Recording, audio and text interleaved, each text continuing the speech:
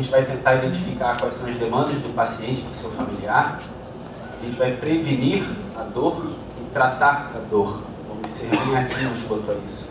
E vamos trabalhar também combatendo os efeitos colaterais, que muitas das vezes podem ser gerados até pela nossa própria conduta do controle do sintoma. E avaliar como conduzir também o processo de morte no domicílio. Então, esse atlas que o Dr. Felisberto citou, essas condições do paciente, a gente percebe que próximo de 70% dos pacientes são não oncológicos e poucos são os hospitais gerais que têm acesso a cuidados paliativos. Entende-se também que isso é um alerta. O atlas veio para dar um alerta desde 2014 para informar a importância dos cuidados paliativos, não só no serviço oncológico, mas também no hospital geral. Trabalhar com cuidados paliativos, também no domicílio, é trabalhar em equipe. Lógico que é difícil disponibilizar de uma equipe tão grande como essa para a gente poder oferecer o melhor trabalho, mas que a gente pelo menos possa ter o enfermeiro, o técnico de enfermagem, um médico, uma psicóloga e um assistente social. Dessa forma a gente vai conseguir sim oferecer um trabalho. Entendam que todos têm a mesma importância, né? Todos são iguais nesse trabalho. Cada um vai ter o seu olhar diante do paciente, e aí sim, com esse trabalho em conjunto, olhares diferentes, a gente vai oferecer o melhor para esse paciente, para essa família. Então, as esferas dos cuidados paliativos são essas. A gente tem como predomínio o ambulatório. O Dr. Felisberto citou, o cuidado paliativo ele começa no diagnóstico da doença irreversível.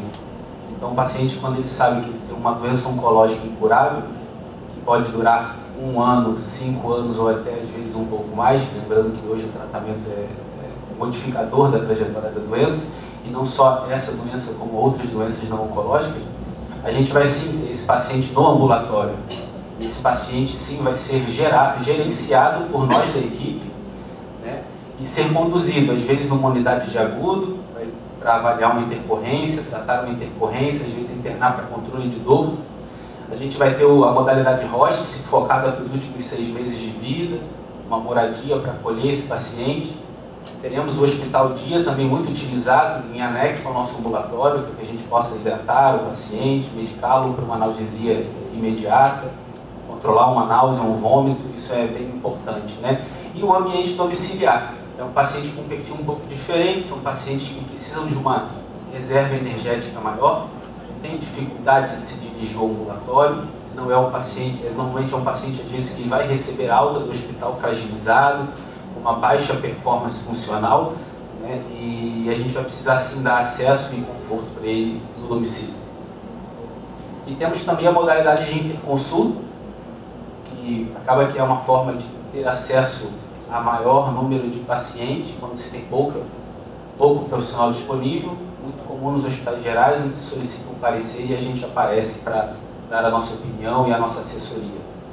Então, a assistência domiciliar cresceu, né, com esse intuito de racionalizar os leitos, reduzir os custos, e isso realmente teve um crescimento ainda maior, com o crescimento também do programa de saúde da família. Então, ele vem garantir a continuidade do atendimento para esses grupos vulneráveis e com baixa performance. Só que essa assistência paliativa no domicílio, ela requer que o paciente também permita isso e queira participar disso. Muitas das vezes ele prefere até estar no hospital.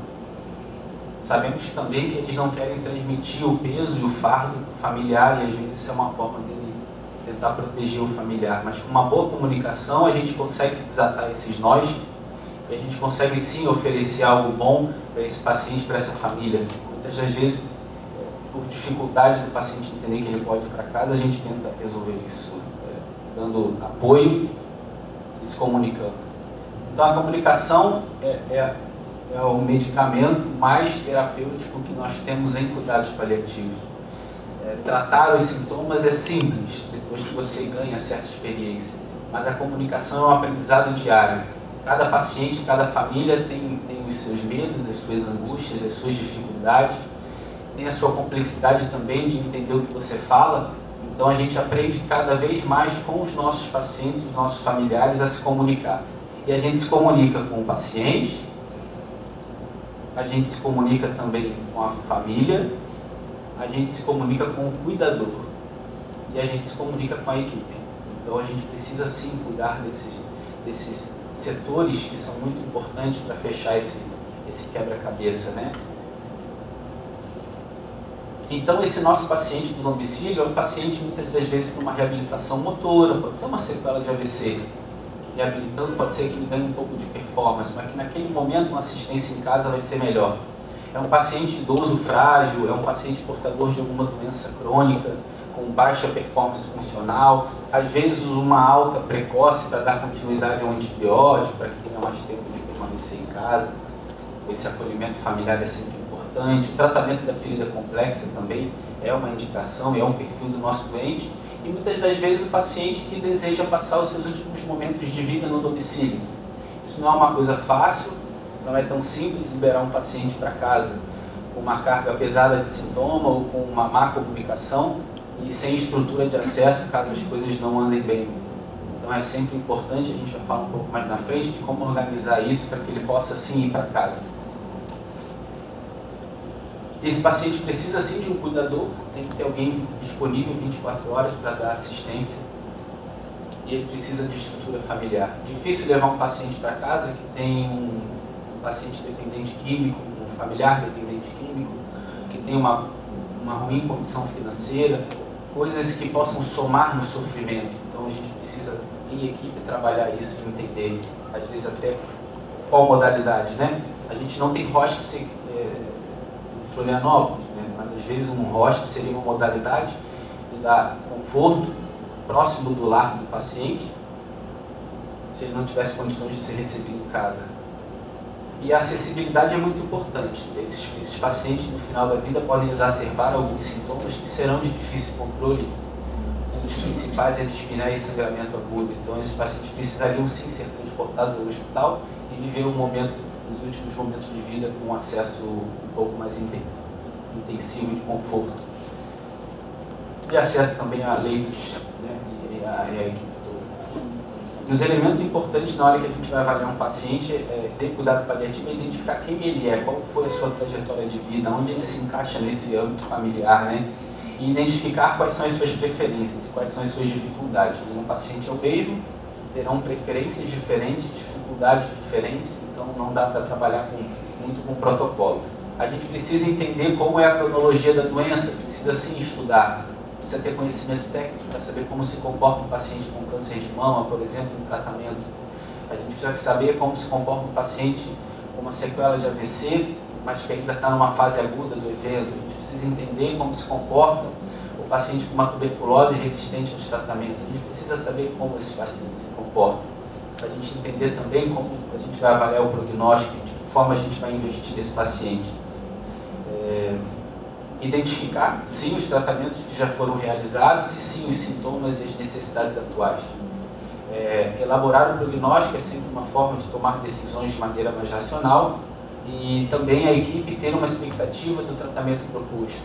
Muitas das vezes a gente vai decidir por um tratamento, mas a equipe precisa entender qual é a intenção desse tratamento. Essa radioterapia é paliativa para quê? Para controlar o sintoma, para prevenir um sintoma que vai acontecer. Então, tudo isso precisa ser discutido. Então, a gente lembra que em cuidados paliativos também tem emergência médica. Tá? Emergência médica, principalmente, é o sofrimento físico. E, controlando o sofrimento físico, muitas das vezes a gente não consegue contornar os demais.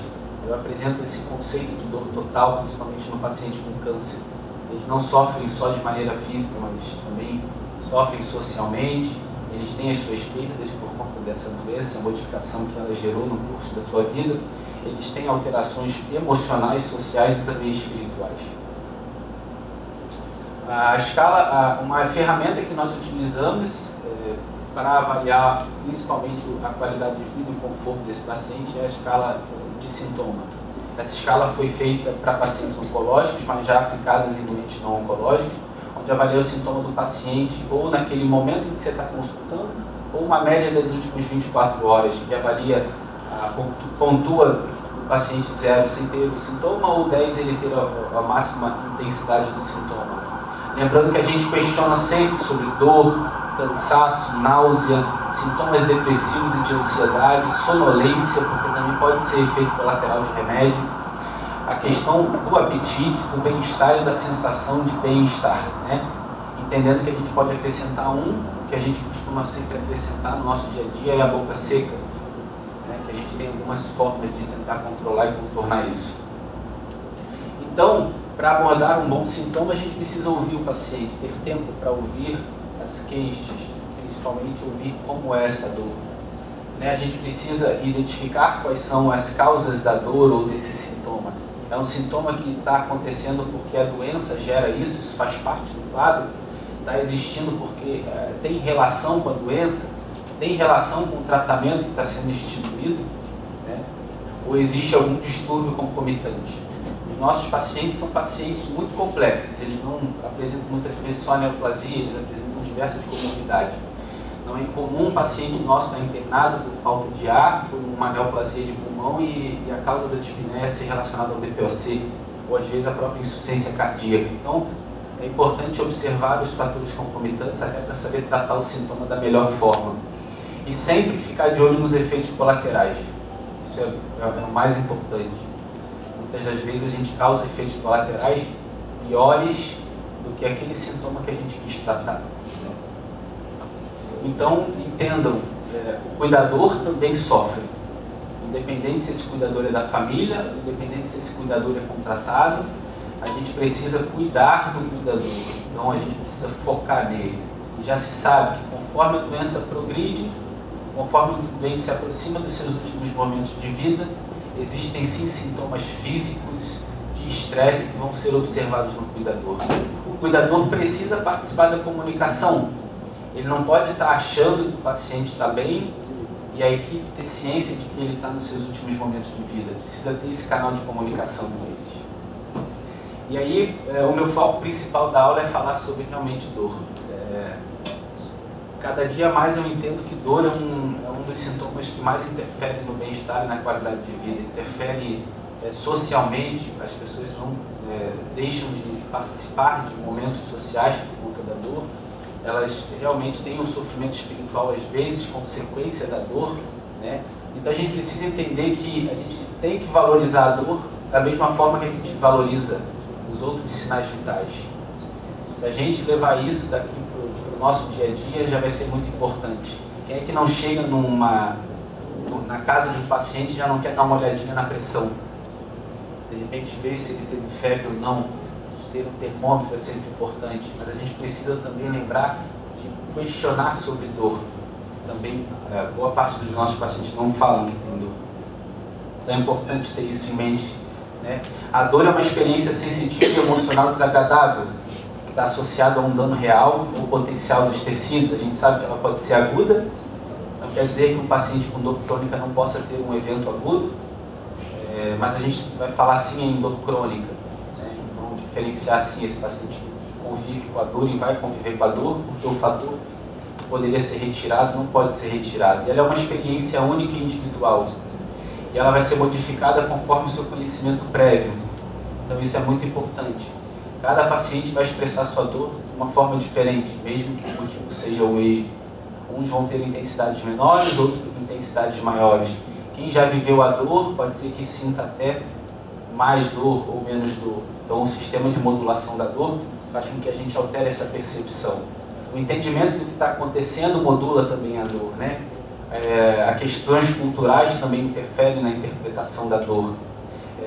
A questão da ansiedade, de distração, isso já se sabe que o terapeuta ocupacional, tirando o paciente da realidade dele, de doença, até no ambiente hospitalar, esses pacientes eles pontuam a dor de maneira menor, né? Se você acompanhar a escala de dor, mesmo mantendo a mesma analgesia, os pacientes que fazem trabalhos com a terapia ocupacional, eles passam a ter menor intensidade de dor, mostrando que desviar a atenção, tudo isso é uma forma também multiprofissional de controlar a dor. E o sentimento da dor que tem ali no final também, às vezes os nossos pacientes usam a dor como um sentimento e até como uma barganha, então a gente vai ter a dor com várias formas de serem expressas.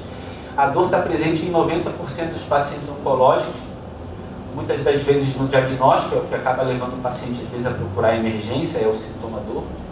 Pode ser a dor provocada pelo tratamento, pela progressão de doença, ou às vezes até por sequela do que foi realizado para tentar curar esse paciente. Então, os sobreviventes do câncer também possuem dor crônica. Os pacientes com AIDS, 40% a 60% deles vão apresentar dor. Dor por sequela também da terapia antirretroviral específica, ou até mesmo como sequela de algumas infecções oportunistas. E os pacientes com demência e AVC, os restritos ao leito, nosso paciente acamado, esses sim a gente negligencia bastante a dor, tem dificuldade realmente de identificar por uma dificuldade do paciente também se comunicar, né? E normalmente esse padrão de dor é aquela dor musculoesquelética que raramente é paliada. E os pacientes outros com doença crônica, com insuficiência cardíaca e DPOC, esses então só vão ser bem avaliados da sua dor se por cima apresentar câncer, isso já se sabe. O paciente com DPOC, ele é mal paliado, mas se ele tem câncer, ele passa a ser mais valorizado pelos seus sintomas e receber o seu tratamento efetivo para o controle do sintoma.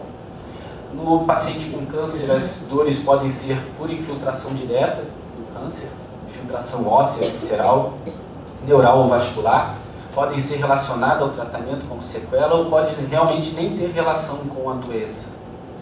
Um paciente nosso que a gente trata de câncer de pulmão, ele parou de tomar o methotrexate para artrite reumatoide e ele começou a ter dor. Então a gente entende, os nossos pacientes são complexos, existem tratamentos para outras dores que precisa estar instituído. Às vezes é uma neuropatia diabética, a gente precisa estar de olho para tratar. Então a avaliação da dor é importante, a gente precisa identificar a sua intensidade, a duração, as características físicas e o ritmo. Importante identificar quais são os fatores de alívio e os fatores atenuantes e desencadeantes, até porque é uma forma não medicamentosa de aliviar o sofrimento.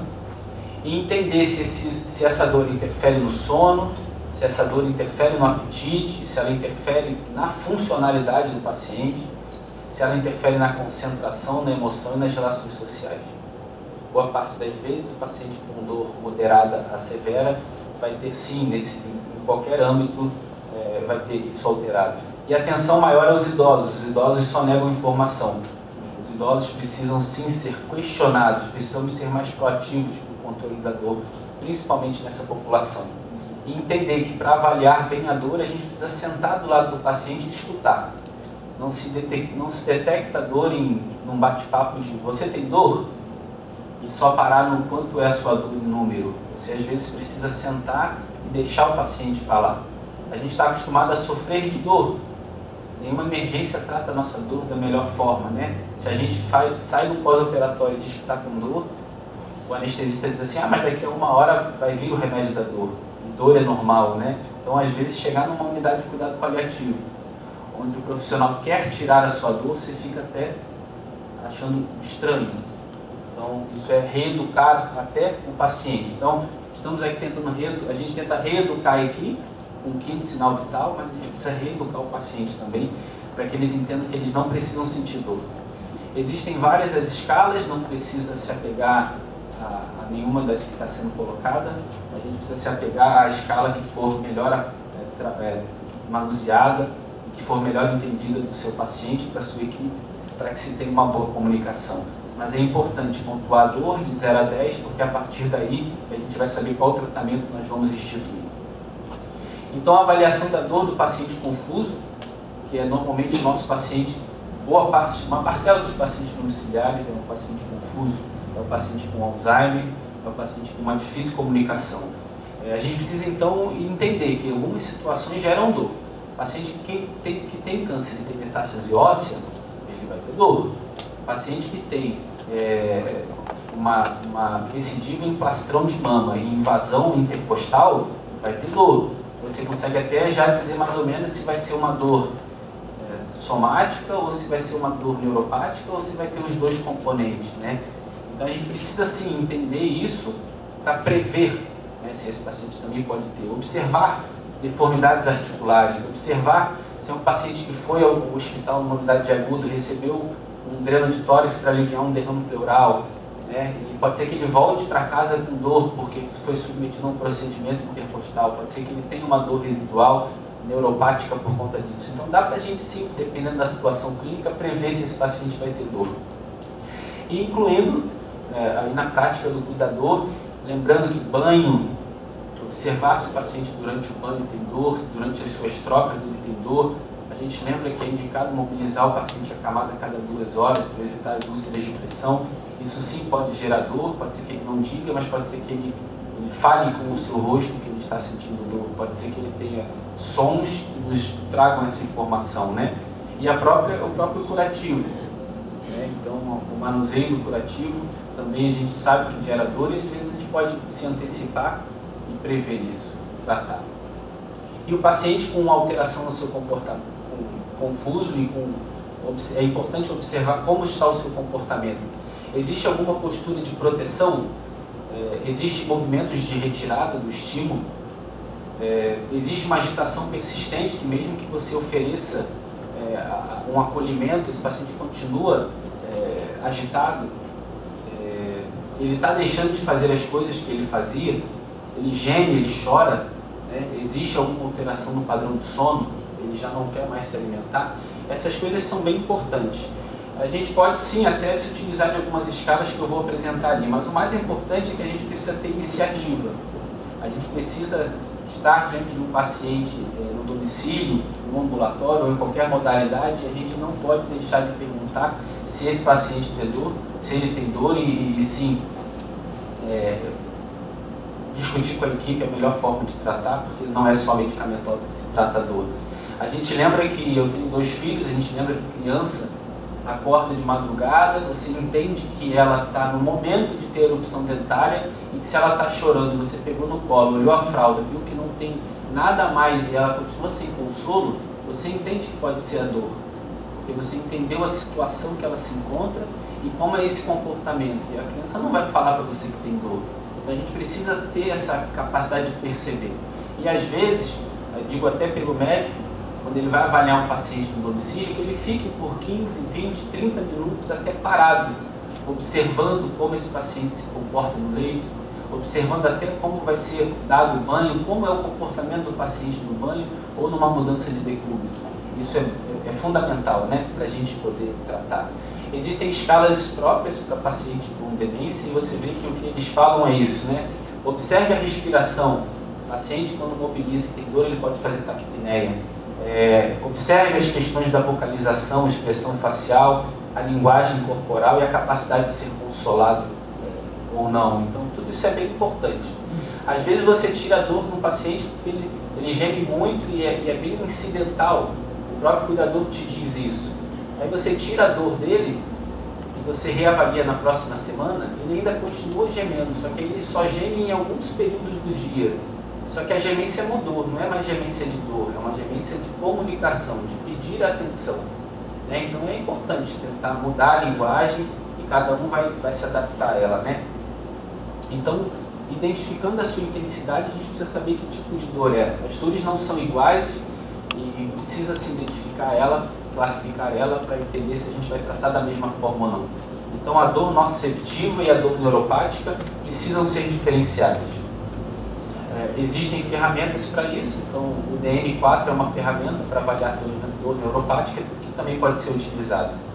Respeitar a escada analgésica, então pacientes com dor leve vão receber um tipo de tratamento no primeiro degrau, pacientes no segundo degrau vão receber um segundo tipo de tratamento e pacientes no terceiro degrau vão receber uma outra modalidade de tratamento.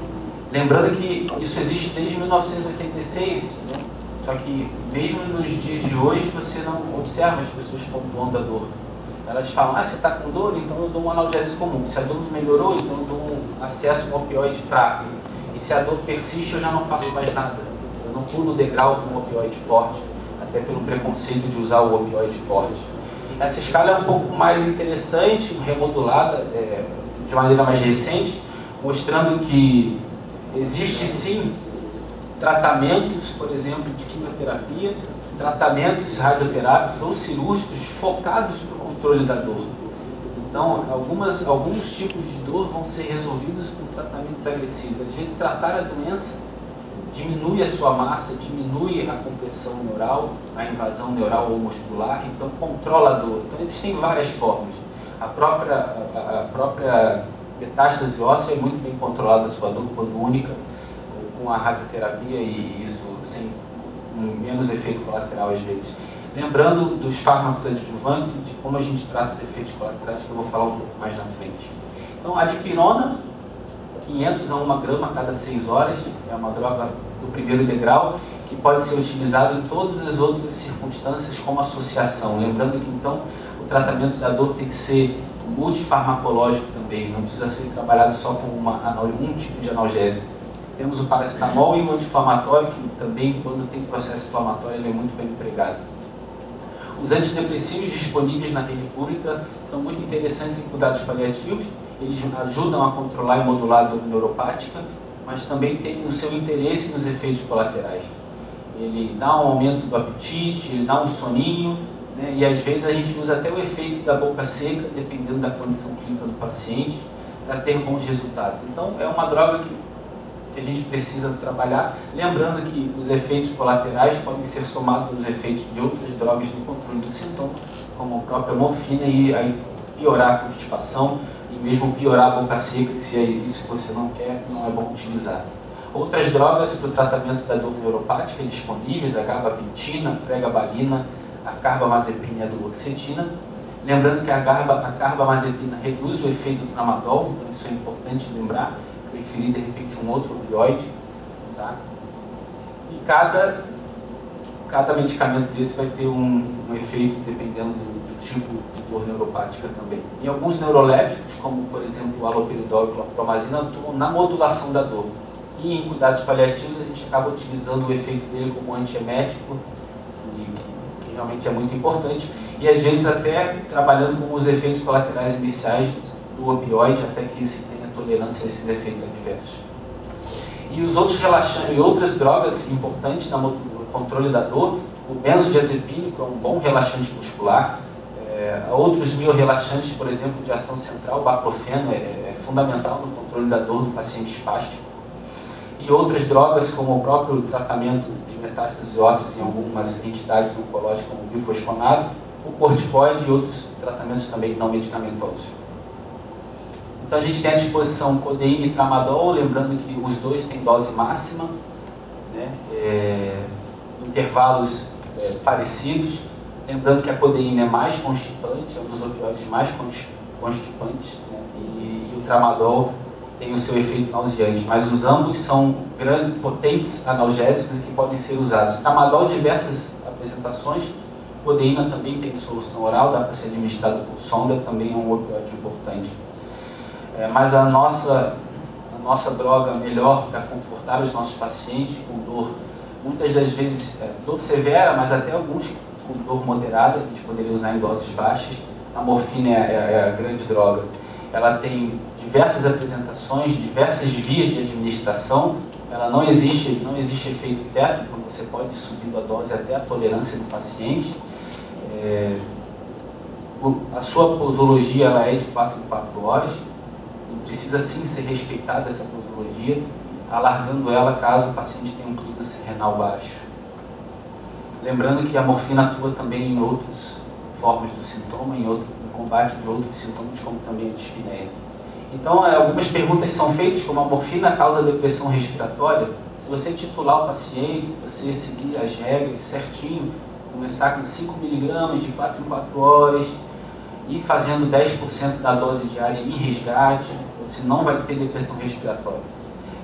A morfina também não acelera a morte, existe preconceito dos próprios pacientes. Já estou na morfina, estão aumentando a morfina, isso quer dizer então que eu estou próximo da morte. Então, isso também não existe interferência na progressão de doença, no tempo de vida, pelo uso da morfina. E também a morfina me deixa sonolento o dia inteiro, isso também não é uma verdade. Se você também titula a dose e utiliza a dose necessária, pode ser que esse paciente sim consiga ter uma boa qualidade de vida sem sonolência excessiva. Alguns vão ter e você vai precisar sim trocar o opioide. Outras drogas disponíveis é a oxicodona, de liberação prolongada, que também tem um efeito bimodal, pode atuar tanto como um opioide fraco como um opioide forte, dependendo da sua posologia também. Então, os efeitos colaterais mais importantes do opioide, de todos, codeína, tramadol, metadona, oxicodona e morfina, são a sonolência, a confusão mental, principalmente no início do tratamento, a boca seca, constipação como seu principal sintoma, né, e a náusea. Além disso, pode sim trazer retenção urinária, principalmente nos idosos que têm hiperplasia prostática benigna, mas lembrando que o outro efeito colateral é tolerância. Então é tolerância até sobre o efeito analgésico. Então, pode ser que esse paciente necessite de aumento da dose a partir do período em que ele está usando a droga, porque ele tolerou esse efeito analgésico. Ele tem tolerância nos outros efeitos também. Então o paciente vai ter sonolência por um período, vai entrar em tolerância e vai não mais ter sonolência. Não vai ter mais náusea. Então isso é importante de se saber, né? Mas a constipação é o que não entra em tolerância. Então os nossos pacientes, 100% deles vão constipar. Então, a gente precisa sim abrir mão de medidas laxativas sempre que a gente for prescrever qualquer um desses opioides citados aqui. Lembrando que a dependência física ela existe por questões de receptor, né? Então isso vai existir, às vezes o paciente usa o cloro, se precisar descontinuar a droga, tem que ser de maneira lenta. E a dependência psíquica é rara. Existem tabelas de conversão aqui disponíveis, em qualquer livro vocês conseguem ter essa informação. E alguns pacientes não vão responder ao opioide. 10% dos pacientes não respondem à codeína, porque não converte ela em morfina. Existem pessoas que não vão responder ao outro tipo de opioide, então é importante que você lembre que esses pacientes existem e você vai precisar rodar o opioide. E alguns vão ter muitos efeitos colaterais para algum tipo de droga e você também vai precisar trocar o opioide, então é importante ter uma noção de que existem outros opioides disponíveis para isso. Uma das coisas que mais, controle de sintoma, que mais gera a necessidade de rodar o opioide é o paciente apresentando mioclonia ou náuseas de difícil controle ou alterações comportamentais. Então pode ser que seja interessante rodar o opioide. Um caso clínico rápido, uma mulher de 90 anos com uma demência avançada, acamada de longa data, recebendo alimentação alternativa, via alternativa, apresenta uma úlcera de pressão grau 2 com espasticidade de membros inferiores e discreta limitação para a higiene íntima por conta desse processo de espasticidade. A cuidadora refere que ela apresenta gemente durante o banho e por vezes gemente também a mobilização ativa. E a fisioterapeuta observa faces de dor, além de taquicardia e aumento da pressão arterial, após trabalhar com os membros inferiores. Foi prescrito inicialmente 500 mg de dipirona associado ao baclofeno. A fisioterapeuta observou um bom controle da dor, porém ela ainda entendia que o paciente necessitava de mais analgésico, ainda não estava melhor, não estava tão bem. Então a gente associou um opioide fraco. Tá? Foi associado à codeína na dose de 30 mg de 6 em 6 horas. Para isso, evitando a constipação, a gente prescreveu lactulose, 10 ml 2 vezes e 15 gotas à noite de picosulfato. Dois tipos diferentes de laxante, um para osmose e o outro propulsivo, né? E nos primeiros 3 dias do uso da codeína, a gente associou o Plasil. Tá? Foi associado, então, um comprimido de Plasil a cada 8 horas nos primeiros 3 dias, sabendo que a codeína poderia sim gerar esse sintoma e a gente previu isso e já medicou. Esse aqui eu vou pular, porque não vai ter tempo. Então a gente precisa lembrar que na prática, prescrever morfina é igual prescrever laxante, é igual prescrever antiemético, pelo menos nos primeiros 3 a 5 dias da droga. Tá? E muitas das vezes o Aldol pode ser uma arma para o idoso, que pode entrar em delírio no início do tratamento. Então, para uma boa adesão do controle analgésico, a gente precisa ter a conscientização do paciente e da família de que ele sim pode ficar sem dor, né? Ele entender por que ele tem dor, desfazer os mitos da dependência, reavaliar frequentemente, assegurar a disponibilidade da droga, utilizar a posologia de maneira cômoda, tratar os eventos adversos de maneira proativa. O que mais temos no CEPOM é paciente que deixa de tomar morfina porque prefere ficar com dor do que constipado. A gente precisa ser ativo nos efeitos colaterais. E os que não tomam porque ficam enjoados, né? Então explicar ao paciente também é muito importante. E utilizar também as medidas não farmacológicas, e quando a dor está controlada, a gente pode abrir mão das drogas de liberação controlada. Então esse é o checklist, né? Dor é o que o paciente diz ter, diferenciar entre nossa receptiva neuropática, observar esses sintomas indiretos do paciente acamado, pontuar a dor, usar a escada analgésica, ter atenção em prevenir os efeitos colaterais. orientar sobre as doses de reforço, então esse paciente precisa ter analgesia extra para ser medicado, e explorar também a dor total. Rapidamente, falando um pouco sobre a morte no domicílio, a gente sabe que 50% a 75% das pessoas vão querer sim os familiares que o seu paciente passe os seus últimos momentos em casa, né? Só que esses desejos eles podem mudar conforme a progressão da doença e a mudança dos sintomas. Então, é importante que o paciente e a família estejam orientados sobre a evolução da doença e quais sintomas podem se complicar uma condição de últimos momentos de vida, né, para que possam sim tomar uma decisão, uma atitude, às vezes, locomover esse paciente ao hospital. Então, esses sintomas, como eu já tinha falado, é dispneia e sangramento, então é importante que o paciente que esteja em casa em cuidados paliativos tenha acesso 24 horas à equipe, pode ser com técnico de enfermagem e enfermeira, que ele tenha um atendimento de urgência, que ele tenha condições, sim, e vagas disponíveis para ir ao hospital, né? Pode ser que a gente precise cuidar dele nos últimos momentos internados.